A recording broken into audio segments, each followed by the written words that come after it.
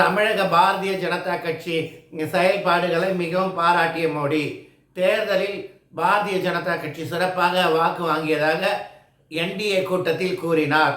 தமிழகத்தில் பாரதிய ஜனதா கட்சி தலைமையில் அரசு அமையுமா? தேசிய பார்வை சேனல்களுக்கு அன்புணக்கம். நான் உங்கள் ஹேமந்த்குமார். எடப்பாடியை பொறுத்த வரைக்கும் பிஜேபி கூட கூட்டணி வைக்கக்கூடாதுன்னு 2021 தேர்தலுக்கு முன்னாடியே முடிவு பண்ணார். பட் 2021 தேர்தலில் அவரால் முடியல, அவர் சூழல். பிறகு என்ன பண்ணார்? பன்னீர்செல்வத்தை நீக்கிறதுக்கெலாம் முன்னாடியே பிஜேபியெல்லாம் திட்ட ஆரம்பித்தாங்க. ஆனால் அவர்களுடைய பிரச்சனை அடிப்படையில் என்னன்னா 10% ஒரு சில விஷயங்கள் தான் அவருக்கு நெகட்டிவாக அமைந்தது. ப்ளஸ் 10 வருஷம் ஆளுங்கட்சி எதிர்ப்பு, கொரோனா காலத்தில் அவர் கொஞ்சம் மக்கள் பாதுகாப்பாக இருக்கணுன்றதுக்காக காவல்துறை நெருக்கடிகள், பல விஷயங்கள் அவருக்கு எதிராக அமைஞ்சது. அதெல்லாம் நான் கண்ணதுங்க பார்த்தவன். அப்படி இருக்கும்போது எப்படியோ திமுக வெற்றி பெற்றது. ஆனால் அவர் பிஜேபி பாமகவெல்லாம் திட்டினார். அப்புறம் பன்னீர்செல்வத்தையும் தூக்கினார். விளைவு அதிமுக படு தோல்வி அடைந்தது. 20% வாக்குகள் தான் 33 தொகுதியில் போட்டி போட்டு.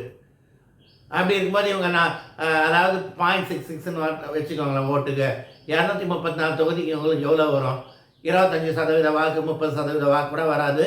எவ்வளோ கூட்டணி அமைத்தாலும் இவர்களால் ஜெயிக்க முடியாது.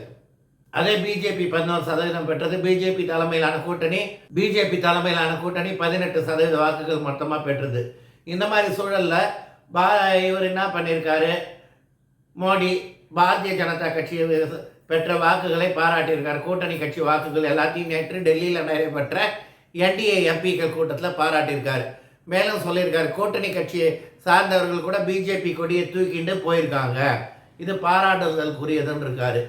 இதன் அர்த்தம் எப்போ பிஜேபி கூட்டணி 18% வாக்குகளை பெற்றதோ பிஜேபி சும்மா விடாது. 2014 பொறுத்த வரைக்கும் BJP blade minor partner.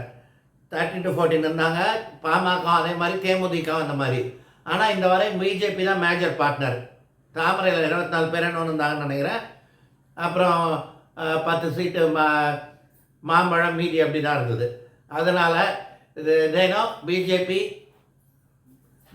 BJP high command no what to do. அதனால் தமிழகத்தில் பெரிய அளவில் இந்த 1.5 வருடங்களில் பிஜேபி எழுச்சி விஷயங்கள் நடக்கும். 2026 பிஜேபி இல்லாமல் தமிழக சட்டமன்றத்தில் பெரிய அளவில் எதுவுமே நடக்காதபடி எம்எல்ஏக்கள் வருவதற்கான வேலைகளை தலைமை உதவியுடன் மாநில தலைமை செய்ய ஆரம்பிக்கும். இது வேறு மாதிரி அரசியலை மாற்றும். நன்றி, வணக்கம்.